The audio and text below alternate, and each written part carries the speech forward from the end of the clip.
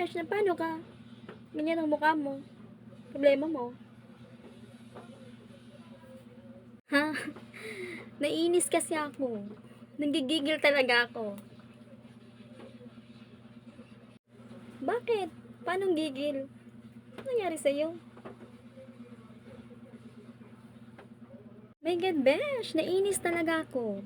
May nagchat ba naman sa akin? Sabi sa akin, "Hoy girl, tigil-tigilan mo ng jowa ko. Kakachat-chat ninyong dalawa."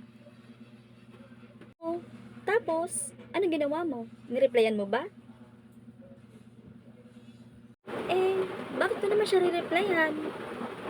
Ayan, sabi niya sa akin, tigil-tigilan mo daw yung jowa niya. Kasi nung time daw nag-chat yun sa akin, lasing daw. Kaya sabi niya sa akin, tigil-tigilan ko na daw. Kasalanan ko ba? Eh di i-block niya. I-block niya doon ako. Diba? Kainis naman. Tatakuitan mo pa ako, girl. My God.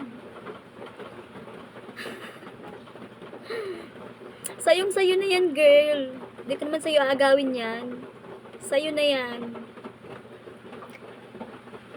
Girl, you don't know me. Ex niya ako. So, meaning to say, mahal niya pa ako. Joke lang. So, sa'yo na yan. Di ko naman sa'yo aagawin. So, nag-chat lang siya sa akin. Nangumusta lang. Wala naman siguro masama, di ba? Ganun talaga, friendly tayo. So, pag ex na nga, ex na, di ba? So, sa'yo na yan. Hindi ko na naagawin sa'yo. So, kasalanan ko ba? Joke lang. Sige na, sa'yo na yon.